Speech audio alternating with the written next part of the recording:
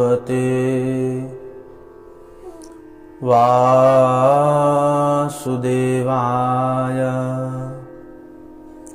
स्वस्ति श्री गणेशाय नमः। श्री गुरुभ्यो नमः। गौरी शंकराय नमः। गुरुर्ब्रह्मा गुरुर्विष्णु गुरुर्देवो महेश्वरः।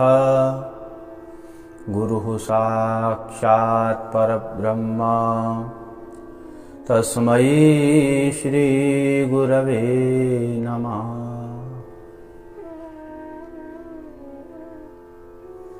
ओंकारं बिन्दुसंयुक्तं नित्यं ध्यायन्ति योगिनः।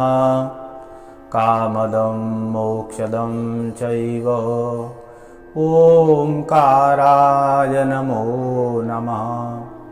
सदाशिवसमारम्भां शङ्कराचार्यमध्यमाम् अस्मदाचार्यपर्यन्तां वन्दे गुरुपरम्पराम्। बोलिए श्री गौरी शंकर भगवान की जय। हनुमान जी महाराज की जय। नमः पार्वती पतये हर हर महादेव।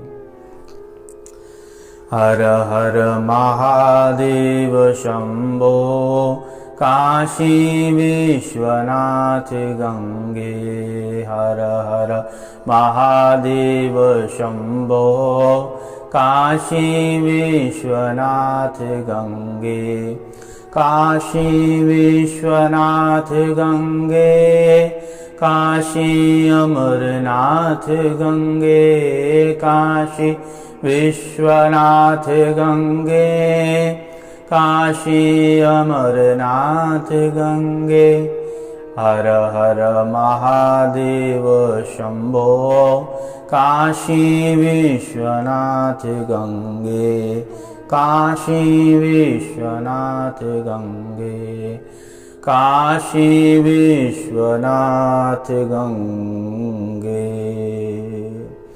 बोलिए श्री शंकर भगवान की जय। अकारण करुणावरणालय कल्पतरु परब्रह्म सच्चिदानंद घन। एकमात्र उनकी असीम महती कृपा से ये पूरी सृष्टि चलायमान हो रही है। अनंत विभूषित प्रातः स्मरणीय श्री सतगुरुदेव भगवान की असीम महती कृपा।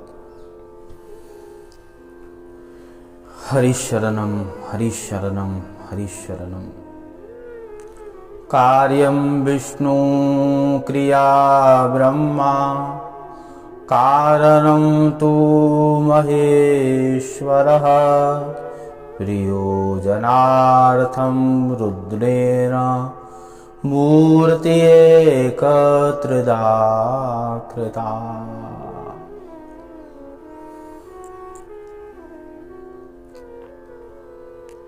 अकारण करुणावरणालय कल्पतरु पर ब्रह्म भगवान श्री आशुतोष की असीम महती कृपा से एवं ब्रह्मण्य देवों की कृपा से महापुरुषों के आशीर्वाद से श्रावण मास शिव कथा चिंतन एवं भगवान शिव जी की महिमा आप सभी को श्रावण मास के प्रथम सोमवार की बहुत सारी शुभकामनाएं हैं, मंगल कामनाएं। भगवान सदाशिव कृपालु दयालु हैं। उनकी ही कृपा से, उनकी ही दया से, उनके ही आशीर्वाद से सभी भक्तगण अपने अपने घरों में इस पवित्र श्रावण मास में पूजन करते हैं। भगवान शंकर अति करुणा वर्णालय हैं। भावे विद्यते देवान् तस्मात् भावो ही कारण। भक्त का जो भाव है उसी भाव को लेकर के भगवान सदाशिव दयालु कृपालु भक्त वत्सल उसकी मनोकामना पूर्ण कर लेते हैं। कार्यम विष्णु क्रिया ब्रह्मा कारणम तू महेश्वर प्रयोजनार्थम रुद्रेण मूर्ते का त्रिधा कृता। कह रहे हैं कि वो विष्णु कार्य है और ब्रह्मा क्रिया है, महेश्वर कारणम।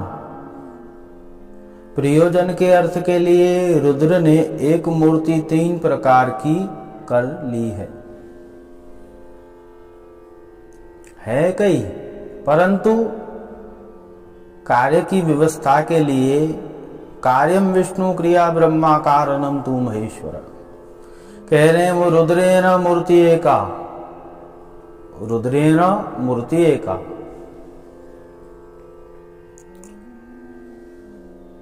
देखिए संसार के अंतर्गत उनकी ही शक्ति से ही सब शक्तिमान हो करके अपनी अपनी शक्तियों को पाते हैं। उनकी ही कृपा मात्र, उनकी ही शक्ति उनकी ही शक्ति से सब होता है।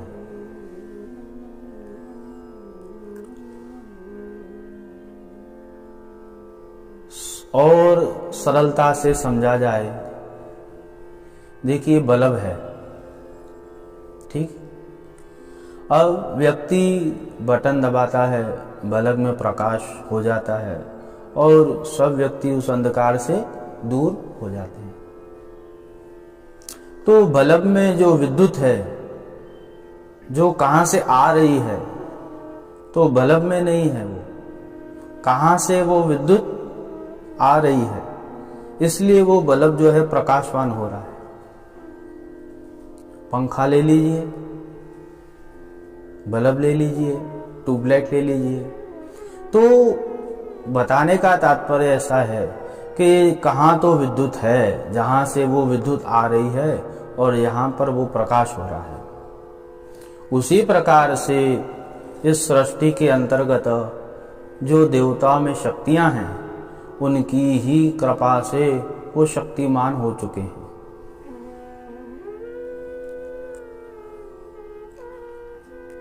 देखिए कह रहे हैं कि कल की अवतार होगा, सत्य है, शास्त्रों का वचन है। तो इसका तात्पर्य है कि पहले हो चुका है तब तो ये कार्य होगा। उसी प्रकार से विद्युत कहां से आ रही है तब वो बल्ब जो है प्रकाशवान हो रहा है। उसी प्रकार से देवताओं के अंदर जो देवताओं ने देवत्व प्राप्त कर चुके हैं, देवता वो महादेव की आराधना से ही प्राप्त कर चुके हैं। भगवान सदाशिव करुणा वर्णालय है। ये पवित्र श्रावण मास है।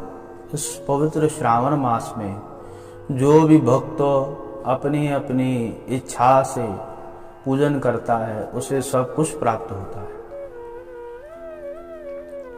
कोई विद्या मांगेगा तो महादेव तो क्या कहें विद्या के विषय में।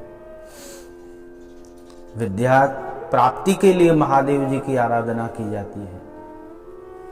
जब विद्यार्थी जो होता है तो गुरुदेव कहते हैं कि विद्या शीघ्र अति शीघ्र चाहिए तो रोज भगवान शिव जी पे जल चढ़ाइए। वो विद्यार्थी जल चढ़ाते हैं और विद्या को प्राप्त करते हैं। जो धनार्थी है, जिनको धन की और कामना है, तो वो भी महादेव जी की आराधना करता है और उन्हें धन प्राप्त होता है। क्योंकि कुबेर तो भगवान शिव के मित्र हैं। कुबेर जी के विषय में बहुत बड़ी कथा है।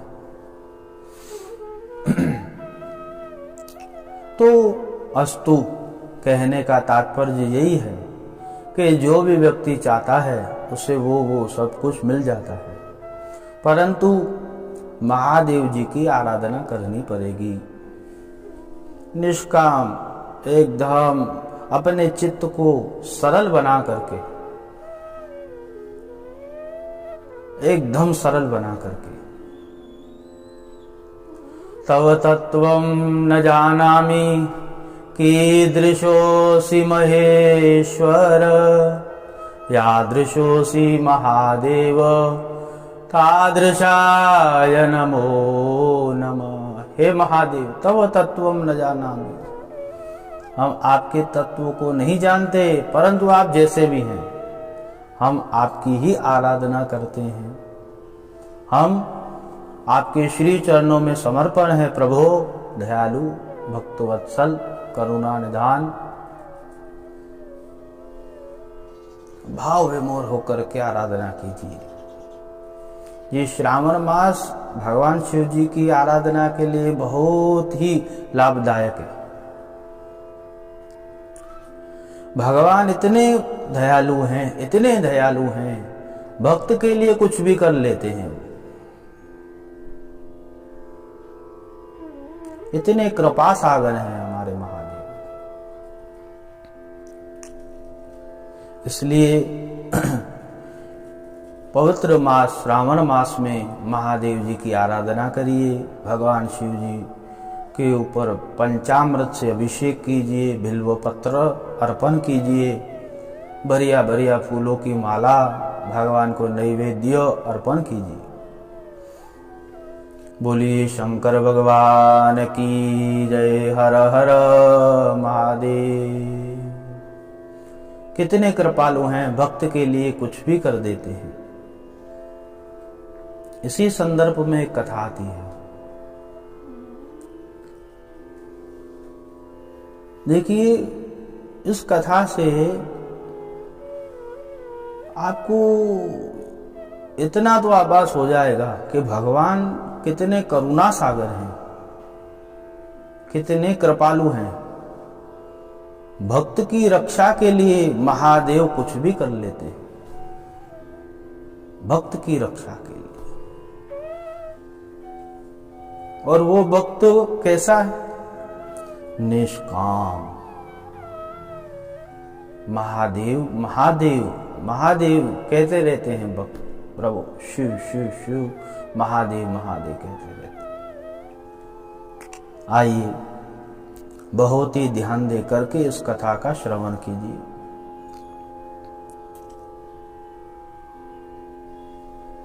एक समय दक्षिण में मीनाक्षीपुरम के राजा के दरबार में सोमदत्त नाम के एक गायक था। अपनी गायकी से राजा को, प्रजा को, सबको तृप्त करते थे। देखिए, जो शास्त्रीय संगीत है ना, उनके देवता भगवान शिव हैं, महादेव हैं। बोलिए शंकर भगवान की जय, नटराज भगवान की जय। आपने कभी चित्र देखा होगा, भगवान शंकर के हाथ में रुद्रवीणा है, रुद्रवीणा। रुद्रवीणा को बजाने वाले वर्तमान में बहुत कम लोग हैं, बहुत कम लोग हैं। वो सब पूजनीय हैं। भगवान रुद्र की वीणा को बजाने वाले सब पूजनीय हैं, क्योंकि वो रुद्र वीणा नाम से ही आपको आभास हो रहा है कि वो क्या है, वाद्य।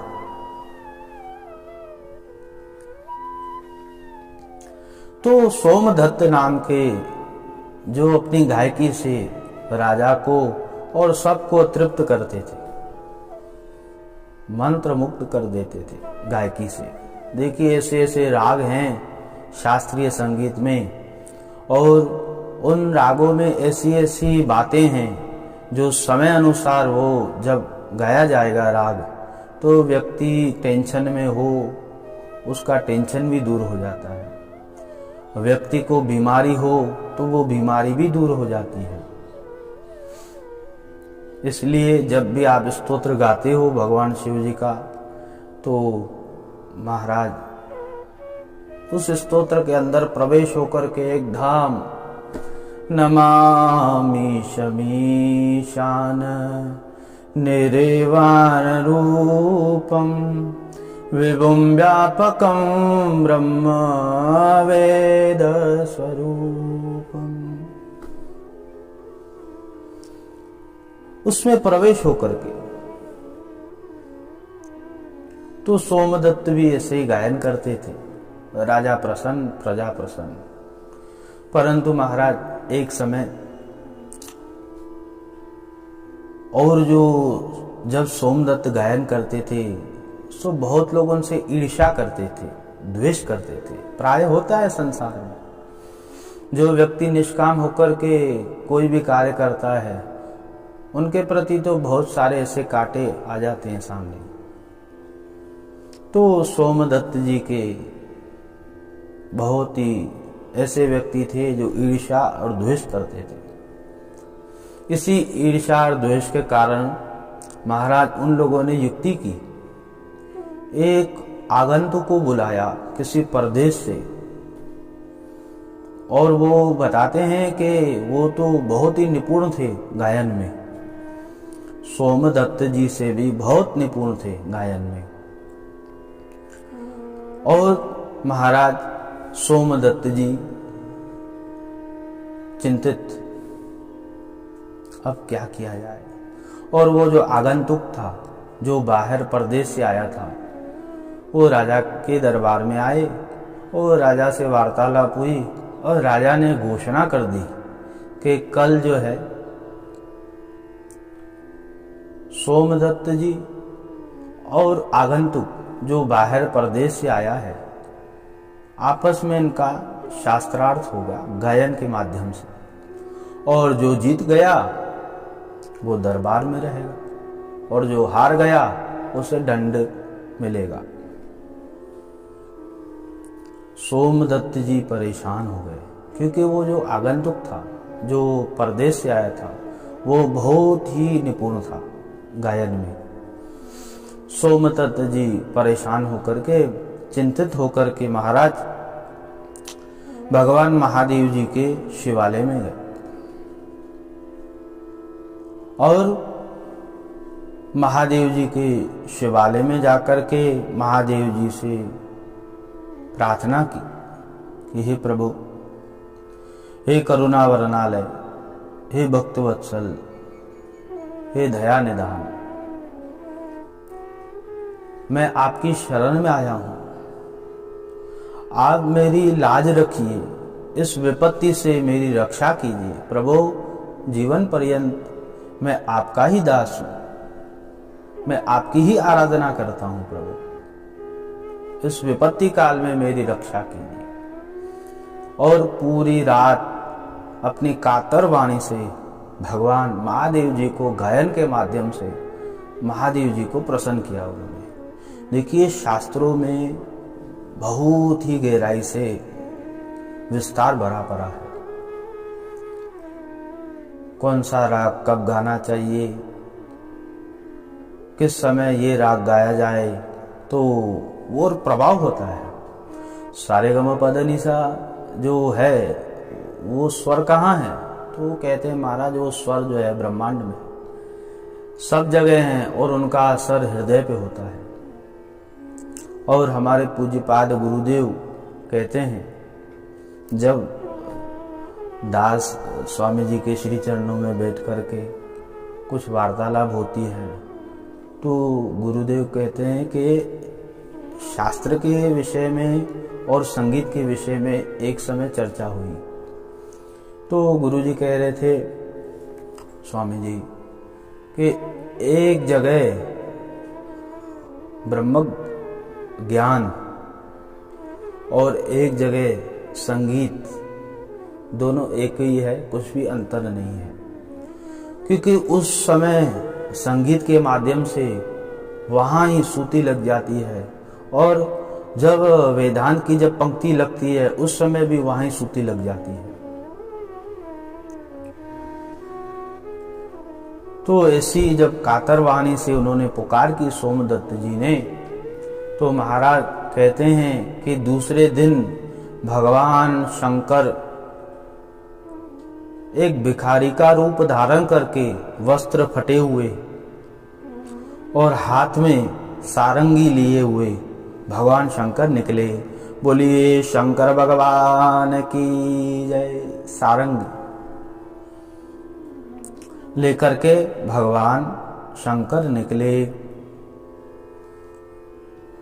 और वो जो आगंतुक था राजा के कक्ष के,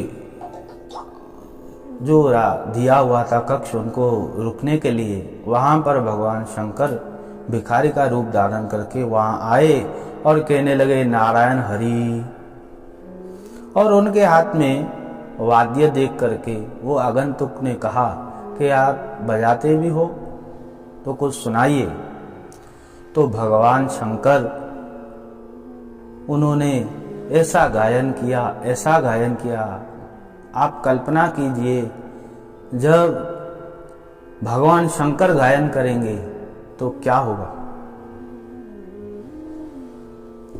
तो महादेव जी ने ऐसा गायन किया सुरों से, वो जो आगंतुक था वो तो मंत्रमुग्ध हो गया और कहने लगा कि आप कौन हो, कहां से आए हो।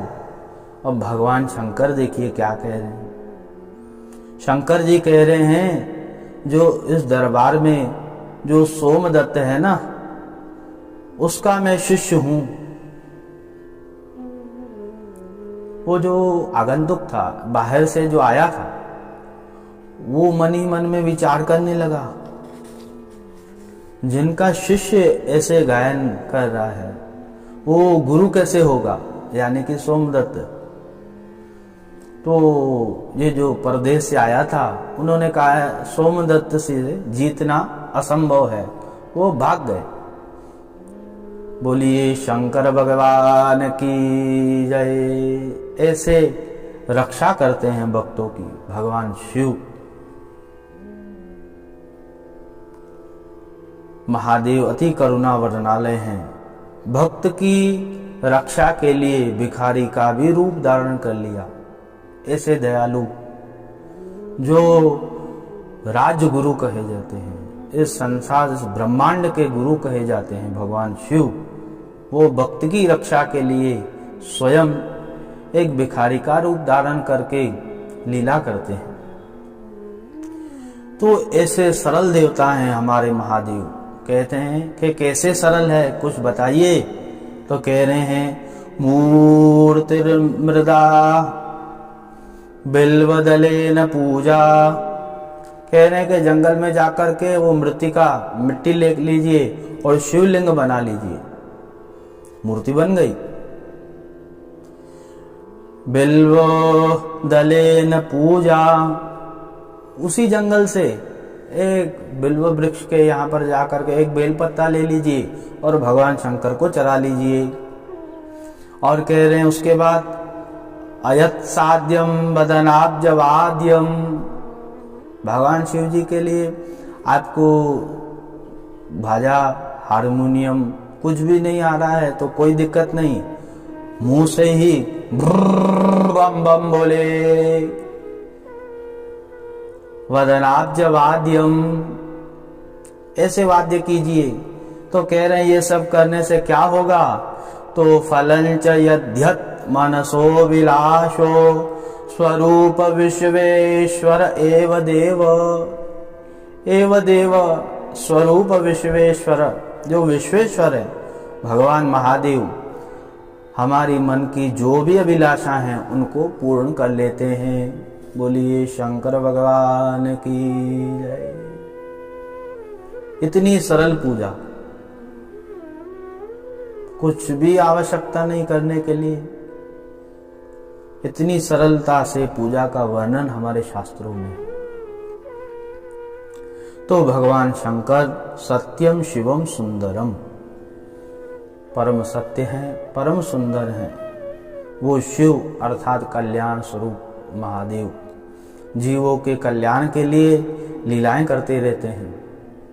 तो इस पवित्र श्रावण मास में भगवान शंकर की अलग अलग कथाओं से भगवान शिव जी की लीलाएं हैं, तो उनकी ही कृपा से यथासंभव समय अनुसार महादेव जी के श्री चरणों में हम सब यही प्रार्थना करें कि हे प्रभु, आपकी ही कृपा से ये सब कुछ होता है, ये सृष्टि चलायमान होती है, सब कार्य होता है। हे प्रभु, हम सब के ऊपर आशीर्वाद कीजिए, हमारी मन की मनोकामनाओं को पूर्ण कीजिए और श्वास प्रति श्वास आपकी ही भक्ति हो, ऐसी हम आपके श्री चरणों में प्रार्थना करते हैं। बोलिए शंकर भगवान की जय। हर हर महादेव शंभो, काशी विश्वनाथ गंगे। हर हर महादेव शंभो, काशी विश्वनाथ गंगे। नमः पार्वती पते। हर हर महादेव।